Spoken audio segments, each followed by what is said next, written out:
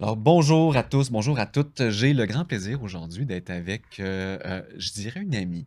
Oui, On s'est assez côtoyés, Alexandra, pour que je te c'est un honneur. ben, ça fait Merci plaisir, ça fait plaisir. Pierre-Olivier. Alexandra Albert, docteur Alexandra Albert, rhumatologue, ben là, je pense que c'est évident, je vais te tutoyer aujourd'hui, hein, Oui, pas par manque de respect, s'il te là, parce plaît. qu'on se connaît déjà. Alexandra, je voulais te rencontrer aujourd'hui parce que, ben, pour plein de raisons, pour te voir, de un, parce que aussi tu vas être au congrès de la santé intégrative Oui. en janvier prochain. Donc, on voulait savoir ça. Puis, je voulais donner l'opportunité, en fait, aux gens à la maison de te connaître un peu plus personnellement, de te découvrir, de où tu arrives, qu'est-ce que tu fais. Donc, on est là pour ça. Ça te va, ça? Oui, oui, On ça me part avec va. ça. Oui, je peux m'ouvrir un peu. Juste assez, juste assez. Juste On assez. garde l'adresse confidentielle, numéro de téléphone, assurance OK, sociale, tout ça, parfait. c'est Mes correct. mensurations également. Euh, mais donc, de où tu viens? Là, on est à Québec. Je suis au Oui. studio de Québec. Mhm. J'ai fait des entrevues avec quelques personnes. Donc, on devine que tu pratiques à Québec. En fait, je sais que tu pratiques à Neuville, pour être précis. Oui. Mais est-ce que tu viens de Neuville? Non, je ne viens pas non plus de la région de Québec. Je Oh. suis une petite fille du bas du fleuve, hein. Chez nous, on dit une petite fille du bas du fleuve. Je viens de la région de Rimouski, OK. particulièrement une petite place qui s'appelle Sainte-Luce. Donc, j'ai grandi, grossi là-bas, comme ils disent. J'ai fait jusqu'à mon cégep Grossit là-bas. beaucoup, hein. Je pense qu'il y a plus grand. Mais en tout cas, Oui, oui, bah, sujet tu à sais, part. on allonge, puis après ça, on Ouais, épaissit, ouais, un là. petit peu. OK. Et puis, j'ai fait jusqu'à mon cégep là-bas. Et comme on n'a pas. Ben, on a une université, mais pas dans le domaine dans lequel je me suis Hmm. lancée. Fait que j'ai pris racine, on va dire, autour de l'Université Laval à Québec. Parce que J'ai c'était la 30. ville, hein, j'imagine. C'est C'est quand on la. allait dans la grande ville. Rimouski n'est pas une petite Oui, ville non plus, là, on s'entend, là, mais c'est une quand on moyenne allait ville, oui. dans la grande ville, c'est parce qu'on descendait à Québec, j'imagine, Oui, puis dans ta jeunesse. exactement. Fait que c'est ce qui m'a attirée dans la ville de Québec, c'est de mes études à l'Université Laval. Et elles ont été tellement longues que je peux dire que j'ai pris racine à Québec à cause des Hmm. études. Plus de 20 ans d'université. Je ne sais pas s'il faut que je sois gênée. 20 ans Oui, d'université. Pierre-Olivier, 20 ans. Ça, c'est comme une majorité. C'est comme être majeur de fréquentation d'université. Oui. C'est pas tout le monde qui peut dire ça. Fait comment est-ce qu'on peut être majeur d'université? Faut commencer en quoi? En un baccalauréat en... Moi, j'ai commencé officiellement dans un baccalauréat en biochimie après avoir fait un petit crochet vers la physique. Moi, je OK. me voyais faire de la recherche en biophysique à l'époque. Ouais, je me voyais Une faire, grande biophysicienne. oui, faire de la recherche, par exemple, sur l'impact des champs, pas des champs, mais des champs électromagnétiques des pylônes, sur les Ouais. vaches qui broutent en dessous, tu Ah, sais, ben sur oui. la production lactée. C'est comme ça que je Ouais. voyais ma vie jusqu'à ce que je réalise que la physique et la biophysique, c'était beaucoup trop des mathématiques. Ah, ben oui, j'aurais cette intuition-là de me dire qu'il y a sûrement beaucoup de Oui! maths là-dedans. Ouais. Ah! Et bien oui, La voilà. régression, puis plein de choses, le fun, C'est là, ça. Finalement, qu'on... ça a été un petit crochet. J'ai toujours une certaine passion pour la physique, mais le côté plus astrophysique. Mais bref, moi, ce qui me passionnait vraiment plus, c'était la biologie humaine, la Ouais. biochimie. Quand je suis retournée refaire un baccalauréat, ça a été en biochimie cette fois-là. OK. Puis de fil en aiguille, bon, on se laisse prendre d'affection pour le domaine. On se J'ai laisse porter par le courant universitaire. Oui, bon, on a fait un bac, pourquoi pas une maîtrise et un Ouais. doctorat dans un domaine connexe qui s'appelle biologie moléculaire et cellulaire. Mais à ce moment-là, c'était très fondamental, hein. Je travaillais avec des petites cellules, des tubes. Le cliché du nerd de laboratoire, là, ça, c'était moi, ça, à l'époque. Fait que j'ai fait bac, maîtrise, doctorat là-dedans. Ouais. Donc, loin de la rencontre patient, dans le day-to-day actuel, parce qu'il y a de la clinique, là, on était plus dans un mode. On était vraiment dans le pur et dur fondamental, Ouais. avec des petites cellules. Sauf que, moi, depuis que je suis toute petite, depuis que j'ai, aussi loin que je me rappelle, j'ai toujours voulu, en apprendre plus sur le corps humain qui me fascinait. Au cégep après le cégep, j'ai voulu rentrer en médecine, ça n'a pas fonctionné. Je Hmm. faisais trop de choses à côté, beaucoup trop d'intérêts, fait que j'étais quand même bonne, mais bon, à Ouais. l'époque, c'était très contingenté. Mais j'avais toujours cette petite flamme-là de vouloir faire de la médecine, de vouloir en apprendre plus sur le corps humain, mais aussi de vouloir donner au suivant. Fait qu'en recherche fondamentale, Hmm. ça nourrit moins ce côté-là. Et puis, j'ai un de mes collègues qui, lui, pendant qu'il faisait sa maîtrise avec moi, lui a décidé de faire une demande en médecine avec un diplôme qui ressemblait au mien, une expérience qui ressemblait à la mienne. Et lui, ça a fonctionné. Il a fini Hmm. par rentrer en médecine avec sa maîtrise en poche.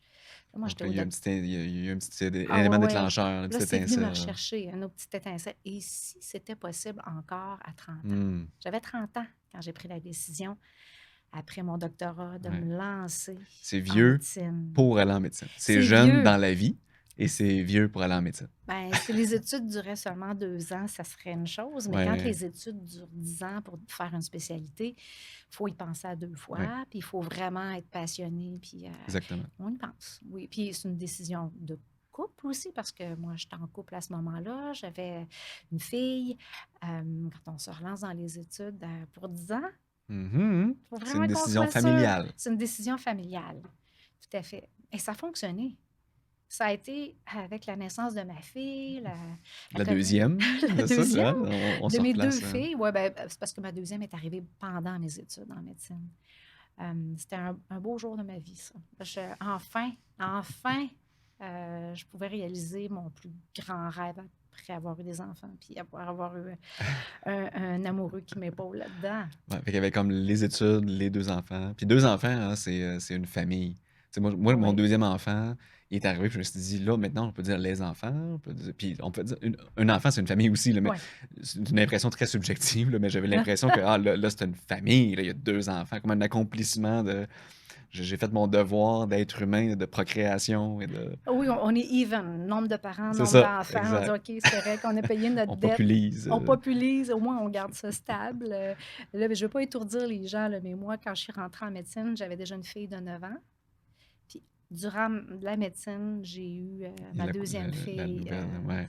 et ils ont 16 ans de différence. Fait que c'est comme 2 filles C'est aînées. 2 familles, quasiment, là, c'est comme un recommencement de famille, là, Oui. pratiquement, là. Fait que ça peut être étourdissant à Ouais. première vue quand tu dis: «Hey, 20 ans d'université, 10 ans de médecine, 2 enfants au travers des études».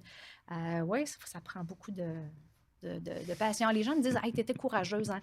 Non, non, non, c'est pas du courage que ça prend, c'est de la passion. Ouais, de Oui, la détermination, puis un peu de vraiment, il faut folie, peut-être. vraiment aimer ça. Il faut pas trop savoir non plus dans quoi on Ben, s'embarque, c'est ça. honnêtement. J'ai un peu j'ai folie inconscience, là, mais tu sais, dit très positivement, là, ça a amené mais ça prend, je pense, un petit peu un peu comme l'entrepreneuriat, un peu comme d'autres sphères où est-ce qu'on Tellement. on y va par passion, mais avec un peu d'inconscience parce que si on se Oui, faisait dire d'avance, un parent, tu sais, on s'entend que ce parent, je pense que c'est l'apogée, ça, de ouais. ça prend assez d'inconscience parce que si, sans avoir l'amour inconditionnel de l'enfant, on se faisait dire avant c'est ça qui va arriver, c'est comme ça que tu vas te sentir. Moi qui s'est réveillé à 4h10 ce matin, parce que je me suis fait réveiller à 4h10 OK. ce matin. Ouais, ouais. Si on m'avait dit ça, avant d'avoir des enfants, il y Ouf! aurait une deuxième réflexion, un deuxième niveau. Mais c'est ça, fait que ça Oui, prend un peu de tout ça. c'est ça, hein, l'amour inconditionnel, la passion, un peu de naïveté, faut pas trop savoir complètement dans quoi on s'embarque pour le faire. Fait que c'est pour ça que mon parcours est un peu long quand même. Atypique, ouais. Atypique. Et là, tu pratiques depuis, 1 an ou 2. Ah, tu drôle. Ah, tu Depuis quelques gentil. années, depuis quelques années. Non, mais en fait, avoir une fille de dans la trentaine, je Oui, pense que, tu sais, ma première a c'est 31 ans, ma deuxième a 15 ans, je pense que tu te fais dire régulièrement que ça matche pas ça parfaitement, là, oui, c'est mais ouais. ça. À l'époque, on me disait: «Coudonc, tu l'as eu à 12 ans, ta Mmh fille». mh. «Ah, Ouais, vous êtes c'est gentil». ça. C'est On le non, prend, puis on le prend, puis on on le prend. continue. Non, ça fait 10 ans que je pratique. J'ai commencé ma pratique en novembre 2013 au CHUL, à Ouais, Québec, donc en centre hospitalier avec ouais. une carrière universitaire, des résidents à qui enseigner, un peu de recherche à côté, une spécialité de pointe où j'ai poussé ma spécialisation à traiter des maladies un petit peu plus rares qu'on appelle les collagénoses ou les connectivites. Donc, c'est un Ah domaine oui, dans oui, qui ceux-là, là. regroupe, ouais, ceux-là, là, tu sais, comme le lupus, la Mmh. sclérodermie, la dermatomyosite, le syndrome de Sjögren. Puis les maladies qui donnent aussi, des maladies rhumatismales qui donnent des atteintes pulmonaires. Je travaille toujours en collaboration avec les pneumologues à l'hôpital Laval. OK. Oui, on a Encore aujourd'hui. plein de tentacules. Oui, encore Ouais, aujourd'hui. Sauf le CHUL où j'ai quitté le CHUL pour faire une pratique en bureau privé, ouais. maintenant depuis 3 ans. De là, le fameux Neuville, dont Le je fameux parlais, Neuville. tantôt. Ah oui, je Donc, m'étais installée là-bas avant la médecine. ah J'ai oui? oui, oui, oui, j'ai tout fait les études de médecine À partir à de partir de ouais, à Neuville même. distance. À Pas une grosse distance, oui, mais j'examinais par Teams, j'examinais mes patients. Non, c'est pas vrai. Mais j'ai voyagé tout le temps ça ouais. pendant toutes les études. Puis il y a plusieurs choses qui arrivent dans une vie qui fait que, oh, sais, l'université ou disons, la pratique en milieu hospitalier me convenait moins. Me convenait moins, pourquoi? Parce que j'avais envie d'intégrer d'autres outils dans ma Mmh. pratique On s'en va dans la bonne qui direction, là, je le sens. oui, c'est ça, on est en train de tendre une perche pour se rendre là. D'intégrer d'autres outils dans une pratique qui prennent du temps Mmh. à expliquer aux patients, qui prennent du temps à installer, qui prennent certaines ressources qu'on n'est pas en mesure d'obtenir à l'hôpital. La pratique en hôpital, c'est une pratique qui roule, hein, avec des Ouais. urgences, des cas aux étages, des résidents à qui enseigner. Ceci dit, j'ai quand même trouvé le temps, l'énergie, la passion pour aller chercher des formations et intégrer ça. Et puis, à un Mmh. moment donné, tu dis, bon, là, à l'âge que j'ai envie de développer ça. Je sens qu'il y a un besoin, je sens que la population veut ça. Je peux pousser cette expertise-là, mais avec des ressources différentes de celles Mmh. que je suis capable d'obtenir à l'hôpital. Et Mais c'est là, pour de ça quoi un peu. qu'on parle, là? Parce que là, on parle d'approche, on parle de quelque chose qui prend plus de temps, Qu'est-ce qui prend du temps donc? qu'est-ce qui prend du temps? Donc parler, hein, parler avec un Parler. patient, déjà, ça prend du temps. Puis là, Ce ben, qui prend pas de temps, c'est de prescrire de la médication, des pilules, puis c'est encore drôle. Il faut quand même expliquer les effets potentiels, ouais, secondaires, les bénéfices. permettre aux gens d'avoir une décision éclairée, hein. Moi, Toujours, j'appellerais ça comme ça, là, de toujours, prendre le temps toujours. de faire ça pour qu'au moins la décision soit éclairée quand eux décident Oui, il faut leur qu'ils faire avancent. valoir pourquoi on fait ça aussi. Donc, on n'est plus dans une pratique paternaliste comme à l'époque, il y a 30 ans, 40 ans. Maintenant, ça a changé beaucoup. La pratique est beaucoup plus centrée sur le patient.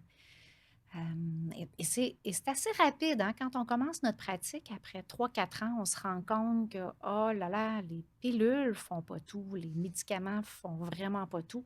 C'est pas long qu'on Surtout dans ce rencontre, domaine-là, je pense, en fait. surtout en rhumatologie, hein, on a des gens qui souffrent de douleurs chroniques, de fatigue Mmh. chronique, des maladies du système immunitaire. J'aime pas dire l'anglicisme, mais on n'adresse pas tous les problèmes avec les pilules. Et souvent, on en crée, hein, des problèmes avec des pilules. On sauve des vies quand même avec des pilules. Je dois quand même dire Ouais. que on est des pompiers, hein, la médecine, c'est fait pour éteindre les feux. On est vraiment bon à éteindre les feux, Mmh. on sauve des vies. Mais quand on est aux prises avec des problèmes chroniques, là, on rencontre des défis. Puis c'est pas chez tout le monde qu'on est capable de redonner une vie normale. Et moi, j'avais soif de trouver une autre façon d'aider les gens, d'autres façons d'aider les gens. Le corps humain est tellement complexe que je vais parler des habitudes de vie. Changer de l'alimentation, c'est une des façons. Aider les gens à mieux gérer leur stress, à mieux s'organiser dans leur vie, à mieux dormir, à mieux bouger. Il y a plusieurs facettes.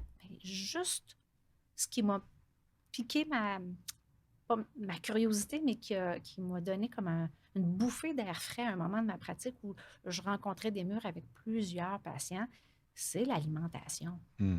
Ouch!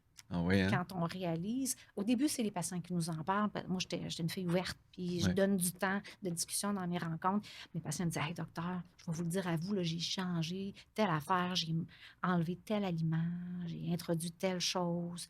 Je ne mange plus de cette manière-là, mais de cette manière-là. Puis savez-vous quoi? Ça va mieux, vraiment mieux, Mmh. j'ai moins de douleur. Puis j'étais à même de le constater. Je les examine, puis je le vois. Ça, c'est avant même de pousser ton Oui, intérêt. Donc oui, ça a été un peu aussi une étincelle qui t'a peut-être amené justement à dire: «Oh mon Dieu, si oui, c'est maintenant un tout. cas, c'est un cas clinique, c'est anecdotique, mais quand il y en a 2, il y en a 3, il y en a 4, il y en a 5, Oui. il y a sûrement quelque chose, Puis à un moment donné, il y a une collègue que certains connaissent, Dr. Evelyne Bourdieu-Roy, oui, qui partage sur un groupe social, des réseaux sociaux privés, là. Écoute, j'ai sans nommer de patient évidemment, mais je réussis à renverser le diabète avec une approche faible en glucides. Puis, by the way, tel patient, il y avait de l'arthrose, il a plus mal, il y avait de l'arthrite, il y a moins d'arthrite, il y a une spondylite ankylosante, il souffre plus. Attends, là, moi aussi, je veux faire ça. ouais. Et ça a été une autre graine de semer dans mon Mmh. esprit, non seulement mes patients me disaient qu'il allait mieux, et là, je vois qu'un autre médecin pouvait faire ça. Et c'est là que j'ai pris la piqûre. Je dis, OK, je veux faire Ouais. ça. Je rentre en contact avec Evelyne. C'est quoi les formations? Qu'est-ce que je peux faire? Et de fil en aiguille, on trouve d'autres formations avec d'autres approches alimentaires. Et puis là, on s'ouvre à tout un monde qu'on appelle la médecine fonctionnelle, où on réalise que avec l'alimentation, mais aussi d'autres habitudes de vie, ben, on est capable de répondre à renverser les Mhm. racines des problèmes chroniques Faire du qui sont reverse nombreux. engineering en anglais, hein? Engineering, yes, Engineering. Fait qu'on de réverser l'ingénierie les inverse, là, racines. de ouais. Oui, Donc en comprenant, dans le fond, en comprenant mieux la cause, les ou les causes, causes plutôt, il y en a effectivement. plus qu'une en Ouais. réalité souvent, puis en rhumatologie, une des plus grandes causes, je dirais que c'est le dérèglement de l'intestin. Ça fait 7 ans que je suis versée là-dedans, à comprendre, à lire les articles. D'ailleurs, avec ma formation en biologie moléculaire et cellulaire, Mhm. quand on me parle de microbiote de l'intestin, puis d'intestin trop perméable, ça Ouais. me parle parce que je C'est comprends comment cohérent. c'est très, très cohérent et je suis capable d'analyser les études, les résultats des différentes études qui ont été faites, puis je me suis tenue à jour. Euh, Puis c'est plus facile après ça d'expliquer aux patients pourquoi changer l'alimentation. Le lien entre la douleur, l'inflammation, l'intestin, puis la nourriture qu'on se met dans Mm. l'intestin. Fait que j'ai commencé à faire ça avec mes patients. Des fois, c'est juste semer une graine dans leur tête. Savez-vous que vous pourriez diminuer vos douleurs juste en changeant votre alimentation? Je regarde la réaction, si ça fonctionne, si le patient est intéressé, il ouvre la porte, ben, je mets le pied dedans, puis là, j'explique un peu. La plupart du temps, au début de ma pratique, c'était les gens qui me demandaient: Hey, docteur, qu'est-ce que je peux faire, moi, pour Mm. changer et pour avoir moins mal? Y a-t-il quelque chose que je peux changer de mon Avoir du pouvoir. avoir du pouvoir? La question était souvent: qu'est-ce que je peux manger pour aller mieux? Mais Mm. la réponse, c'est plutôt l'inverse: c'est qu'est-ce qu'il faut que vous enleviez de votre Mm. alimentation pour aller mieux? La plupart du temps, c'est le junk, c'est tout ce qui est Mhm. transformé, c'est le sucre, des aliments hautement transformés. Ouais, on est dans l'ultra transformé ou dans le transformé simple. Donc, il y a un ménage à faire souvent de base. Là, avant Oui, même d'aller dans des stratégies très précises ou très pointues, il y a souvent un ménage de base, j'imagine, oui. à faire là, chez ces gens-là. Ça, en effet, puis on peut pas le savoir avec quand j'avais pas beaucoup d'expérience au début, je pouvais pas deviner à quel point bon, chez une personne, des fois, on pouvait juste enlever le superflu, enlever le sucre, enlever la nourriture transformée avec succès. Hmm. Certaines autres personnes, c'était pas suffisant. Il fallait serrer la vis Hmm. davantage. Et avec l'expérience, on apprend à décoder les patients. Vous, vous avez un profil, il va falloir être beaucoup plus strict dans l'approche. Puis il y en a d'autres, pas beaucoup de modifications. En fait, juste épurer un peu, puis ça fonctionne Déjà, ça bien. fait une grosse différence. Puis je trouve ça intéressant d'en parler parce que c'est ça aussi la santé intégrative, c'est-à-dire de Oui, s'intéresser à ce que le patient lui-même est prêt à faire, ses intérêts, ses désirs, ses croyances, même à la limite. oui. Puis c'est là que c'est intéressant d'avoir aussi la réceptivité du professionnel qui n'est pas dans une posture paternaliste, comme tu l'as dit tantôt, ou une posture de ben, ce qu'il y a à faire, c'est ce que je vais te donner ou ce que je vais dire, Mm. mais au-delà de ça, vous avez pas. Les gens vont pas le dire comme ça, mais c'est un peu bon, la prise en charge est faite par le système. Tu sais, on est dans un système très hospitalo-centré ou centrique, où est-ce que le système prend en charge des patients, veut prendre en charge plus de patients, on veut que les médecins prennent en charge plus de patients. Fait que prise en charge, là, c'est jamais utilisé à le patient se prend en charge ou on outille le patient à se prendre en charge. C'est on prend en charge le patient. Donc, je pense que c'est intéressant Mm. d'amener cette ouverture-là. Et d'avoir aussi, je trouve ça aussi intéressant, en fait, l'aspect du docteur, de docteur Evelyne Borduaroy, qui va être aussi conférencière, en fait, Ah au Congrès de la oui! santé intégrative. Ah, ravie, je suis ravie. Ouais, effectivement, avec toute sa belle communauté qui la suit aussi. Là, elle a c'est une belle figure au Québec dans ce domaine-là. Et je trouve ça intéressant que tu amènes l'inspiration ou l'élément déclencheur de dire, ben, elle a eu vécu ça dans sa pratique. Oui.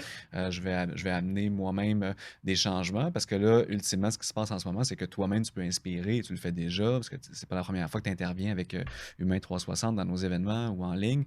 Et là, ça amène à toi-même passer la POC en bon français puis de dire, ben, moi, je le fais, on le fait aujourd'hui, tu sais, ça fonctionne, mais pourquoi pas maintenant une autre personne? Puis pas nécessairement en rhumatologie spécifiquement, mais si ça peut Non, c'est inspirer ça. d'autres professions aussi, Oui, oui. à dire, ben, coudonc, si elle a de l'impact à ce point-là avec différentes sphères, alimentation, gestion de stress, sommeil, activité physique, ben, pourquoi moi, dans ma pratique de nutritionniste, dans ma pratique de kinésiologue, dans ma pratique de psychologue, à la limite même, tu sais, pourquoi Tout pas à intégrer fait. ces aspects-là?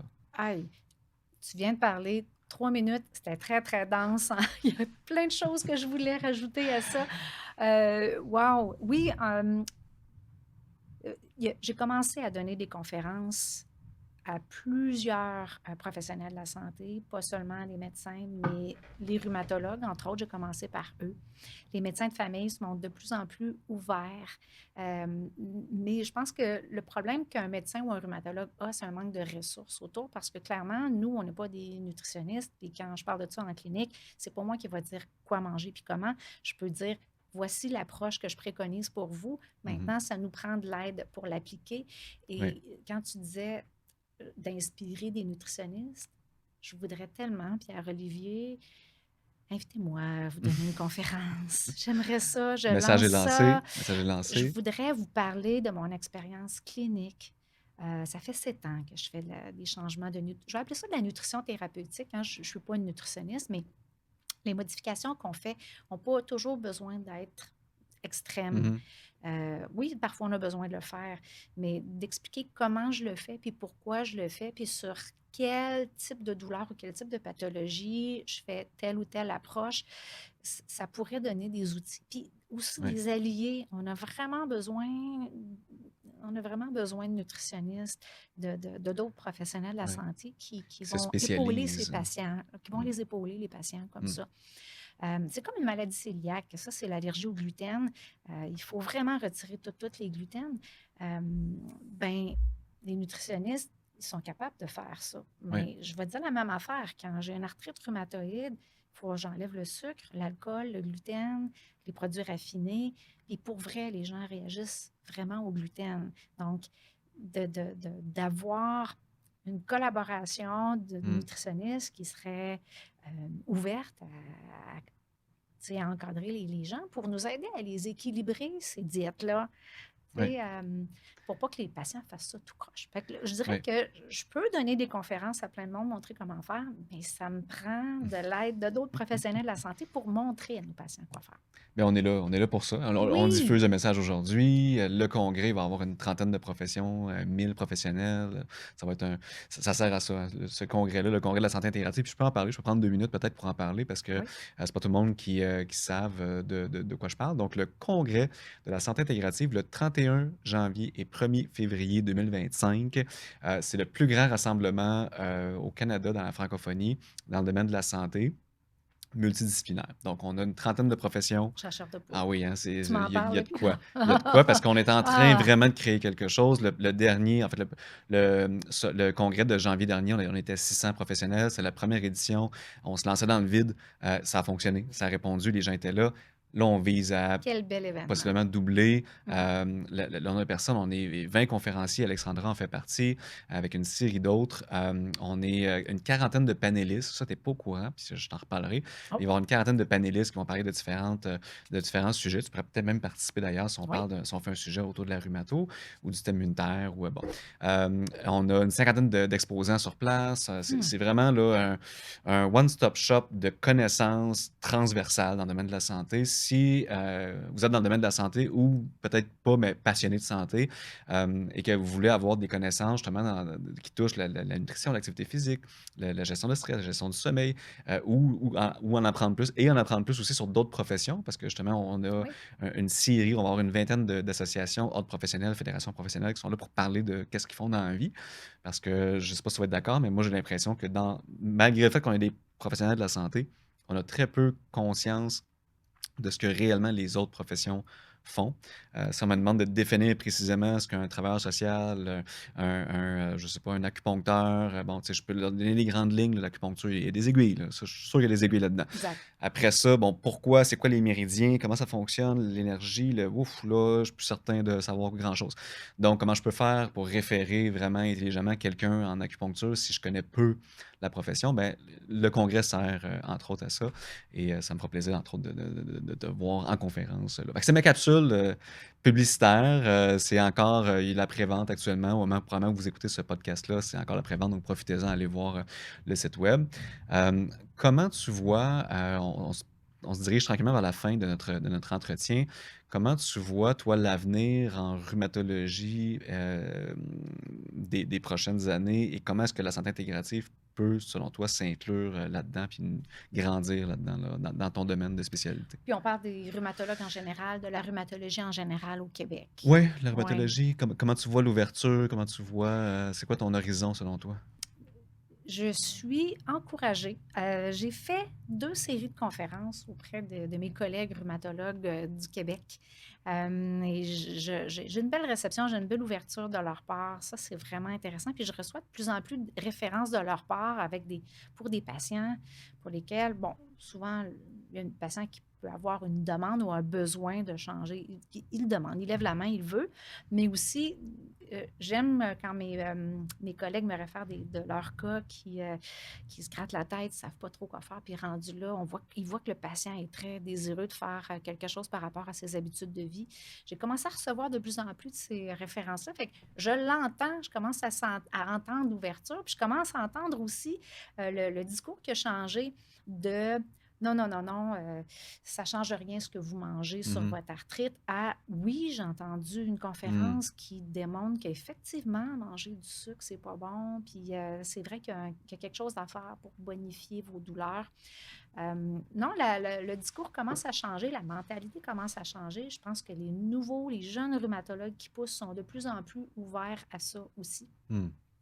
Il faut dire quand même qu'on a des super beaux traitements, des belles molécules, on est capable d'induire une rémission puis de rendre la vie normale à des gens, mais ça ne répond pas à 100 des besoins. Puis c'est justement pour le 50, 40, 30 autres patients qui ne vont pas bien Mm. que les rhumatologues commencent à s'ouvrir pour les autres Ouais. approches à intégrer. Comment je vois ça dans le futur? Ben, c'est sûr que moi, je souhaite que ça soit de plus en plus discuté, ça, mais ça prend du temps dans une rencontre, de prendre 5 minutes d'expliquer l'impact des changements des habitudes de vie sur le contrôle de la douleur en général. Fait qu'il ne faut pas perdre espoir. Puis c'est mon cheval de bataille. Je suis une courroie de transmission de l'information Ouais. vers les autres professionnels de la santé. Mais j'ai vraiment espoir que le vent va tourner parce que ça vient de la base, hein, c'est les gens qui Mm. commencent à demander ça. Ouais. Ils sont de plus demandeurs, ils demandent de plus en plus à leur médecin, à leur rhumatologue, mais moi, qu'est-ce que je peux faire? Puis j'ai entendu parler que l'alimentation pouvait changer quelque chose. J'ai entendu parler de Dr Albert en fibromyalgie, en arthrite. Non, non, je pense qu'il Il y a de l'espoir y a selon de toi? l'espoir. Oui, oui, oui, il y a de l'espoir. Puis Il y a quand un ça vent vient de de la changement. base, hein, comme tu Quand dis, ça vient de la base. il faut l'écouter. Puis c'est vrai qu'il y a plein d'influenceurs et de gens qui ne savent pas nécessairement de quoi ils parlent, puis qui propagent de l'information douteuse sur la santé puis la nutrition. On entend toutes sortes d'affaires là-dessus. Fait que c'est normal d'avoir une précaution ou de se dire, attends une minute, là, arthrite puis pain blanc, il n'y a pas de lien là, visible, là. Donc, il faut prendre le temps. Il faut prendre le temps de s'y intéresser vraiment parce qu'on Oui. ne peut pas juste se baser sur ce qu'on entend et ce qu'on lit Mais là, au sur les moins, ils sont médias. au courant. C'est Ils en ça. ont entendu parler, puis ils savent que c'est pas dangereux. Puis, ben, Mm. si, le discours, c'est plutôt, si vous voulez l'essayer, pas de problème, mais moi, je ne suis pas capable. Tu sais, quand le patient le demande au médecin, mais qui ne sait pas trop comment, Ouais. au moins, il n'y a plus il y a plus de commentaires négatifs de ben non, ça ne marche pas, ou c'est dans pas de Mhm. tête, ou ça se peut pas, il n'y a pas de lien, à oui, oui, ça a l'air que oui, je ne sais pas quoi, je ne sais pas comment, Ouais. mais essayez, vous ne Fait perdez que là, il rien. reste à bâtir Il reste à l'équipe battre. Oui, des équipes intégratives, dans le fond, pour que cette personne-là puisse, que le rhumatologue, en fait, ou la rhumatologue puisse finir l'histoire avec, ben oui, justement, telle personne pourrait voilà. aider. Quelles sont les ressources maintenant C'est ça. vers qui je vais diriger mon patient qui est Ouais. intéressé à changer Mm. ses habitudes de vie? On est justement en train de bâtir un bottin de professionnels de la santé Vrai? intégrative. OK. Donc ça, c'est à suivre, mais ça pourrait répondre un peu à ce besoin-là de dire, ben, maintenant qu'il faut que je dirige vers quelqu'un, ben, il y aura peut-être prochainement un bottin qui rassemblera tout ça. Docteur Alexandra Albert, rhumatologue, merci. Ça m'a fait grand plaisir. Alexandra, mon Pierre-Olivier. ami, aussi, merci. C'était bref, mais c'était un moment, je pense, important. C'est important qu'on prenne ce moment-là ensemble, en fait, là, pour déjà que les gens te connaissent un peu mieux, puis qu'il y ait déjà une idée de ce qui s'en vient, dans le fond, à la conférence que tu vas Ben offrir oui, parce au qu'on n'a pas congrès. tout dit, là, Ah oui, il en Pierre-Olivier, là. reste, hein? Ouais, on a Ah oui, je le gardé sais, des moi. secrets. J'en ai déjà vu des présentations et c'est dense et c'est intéressant. Et vous allez sortir de là grandi et éclairé. Donc, Ou étourdi. ou étourdi, mais tu sais, c'est les enregistrements, les conférences vont être enregistrées, donc À vous aurez réécouter. le loisir de réécouter ça. Donc, encore une fois, merci Alexandra et au plaisir de se Grand revoir au congrès. plaisir. Merci Pierre-Olivier. Salut.